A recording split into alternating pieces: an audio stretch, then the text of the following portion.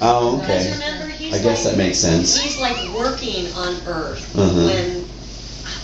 I'm trying to remember. But I always wondered why he wouldn't be, because I thought it was with T'Pol's because she had a. Jonathan, what was that? He's part of the medical exchange program. He was only supposed to be temporarily assigned to the Enterprise. Oh, thank you, The geek Jonathan. speaks.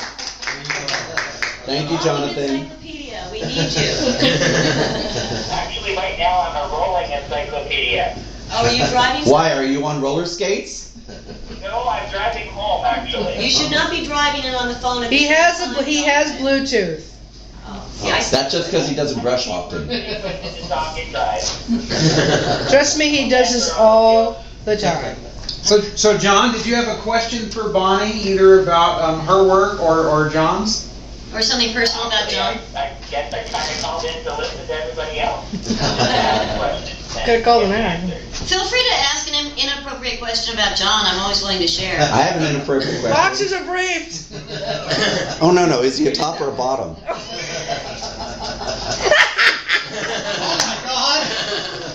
Boxers are briefs. He was a tidy whitey guy for a while. I think I moved him into. I don't know what he wears. I don't know what they're called. I guess You they're- undress him. How do you not know? Well, I don't know. Men's underwear has developed. It has. They're different. Yeah, I know, it's got this. He's got like tighter leg. He's got a couple things that are a little tighter here that go to. Those are here. called boxer briefs. They're snug fitting, but they come to mid-thigh. Those are boxer I briefs. used to be able to go to the men's department, go through the racks, and there were like 2 or 3 different choices. There Yeah. are now like 18. Yes. I know. And there's too many different kinds of fabric. I just like plain It's like, soft what cotton. happened to one? He likes free stuff too. So if there's like underpants on sale, he'll buy them. And chances are their girls will I probably was buy gonna them. say, you already gave us one example of how cheap he is. Go ahead and give us, tell us how cheap. Well, actually, we were shooting something on Catalina Island. We were both in the same project, but I was playing a Guatemalan nun who runs a prayer. Pray for you, pay me, I pray for you, because my girls do it better. I don't know. Sister Consuela was my name, and John was playing somebody's sort of curmudgeonly lawyer. It's a mini series that I don't think they'll ever sell. It was called 26 Miles. Catalina is 26 miles from here, and that's why it's called that. And who's Dukes of Hazzard guy? What's his name? John Snyder? Yeah, John Schneider. It was the sort of nominal lead of this thing. But so we're shooting. John and I are shooting at different times because obviously I'm supposed to be in Guatemala in a Guatemalan village on Catalina, and John's supposed to be on Catalina or in an office building or something like that. So he is shooting more than they shoot my stuff in a very condensed time. His is all spread out over. The shoot was 6 episodes. So they shot for 3 months, something like that. So John's a little bit more back and forth than I am. So he gets to party with these people because that's what they do on Catalina, and gets to know them better. So I'm talking to one of the ADs, a really sweet girl who loves John because they played vicious ping pong together because he's a really good ping pong player. And she goes, "Oh my God, when everyone was gathered around us, it was so cool. I love your husband." And someone was mooching a cigarette off of her, and I said, "Oh, I'm sure John mooched a cigarette off of you." And she went, "John's not like that." I said, "Oh, my husband loves free stuff." And she goes, "No, that's not how John is." Did you ever like just sort of hold something in the air and kind of wave it and say, "This is free"? You can do anything for free stuff. And she's like, "No." I guess I don't know my husband. Gary, did you not tell him there's free food tonight? Oh, he's missing it. I Yeah. think we should take the plate home and Yeah. give it to. Well, he claims it's because actors, when we've all been starving actors, and but he likes free stuff. Did you ever take anything home from the set? Yeah, sometimes. What did he keep? You mean food or props? Props. Well, just stuff. Did he get to keep anything from the show? No, he did ask for a couple of his rubber heads, the pieces, because he auctioned those off to raise money for our charity. They didn't raise a whole lot. It's sort of like, honey, will someone glue it on their own head? I mean, what? No, but it would look great sitting on a styrofoam head thing in a case. But actually they don't, because what they do is, I don't know if you've ever seen, they have latex so that they can glue it down so there's not makeup on. They're kind of stinky too, quite frankly. Because I've worn actually, them. well, Brad Look was John's makeup guy, and he was very kind. I was doing a play 3 years ago in which I was supposed to be a woman dying of cancer, so I didn't want to shave my head for the part because I had to do some TV stuff, and so he made me bald caps, Mhm. and then I would put a wig on it, and then my wig could come off. But those things, boy, it was the same stuff they made. What is it called? Latex. Foam latex? Latex. Latex. It's stinky. Yeah. Mm-hmm. They have better wig heads for doing bald heads now that aren't made out of latex. They're made out of synthetic, of plastic, which don't smell as bad. And no one wanted to get near my bald head. They called me Stinky, the big ass members. Stinky head, stinky head. They did. They write me emails and they go, "How you doing, Stinky?" I have a question. Yes, sir. If you already had all the money you needed and could do any kind of acting you wanted, would you prefer to do film, television, or theatrical?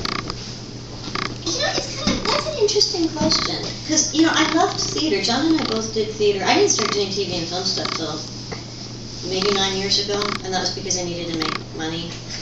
Actually, it was right when I met John, so I started 10 years ago.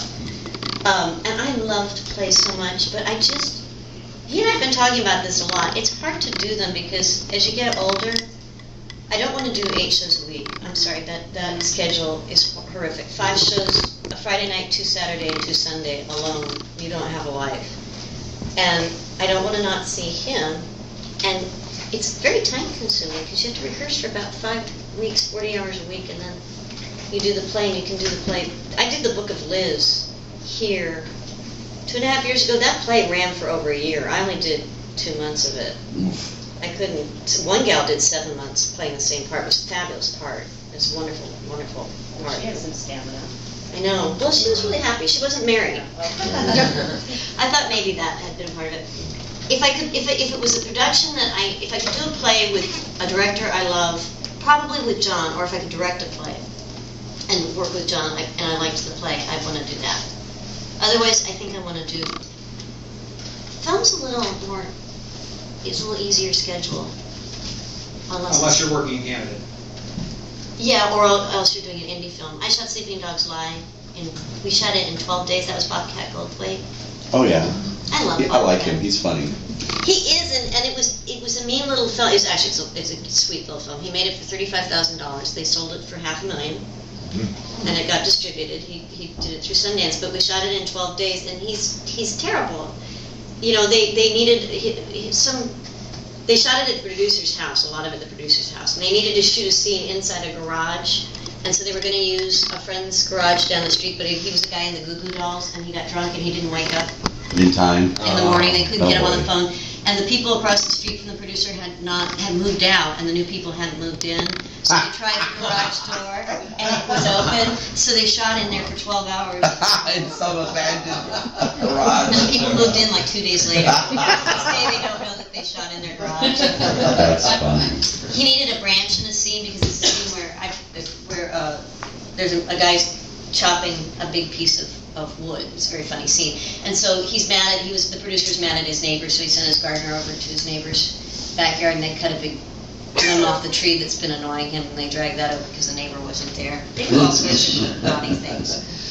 But, What about the other dog movie you did, the holiday one? Oh, I did that with Did- John. did you We enjoy it? actually worked Yes. together a bit.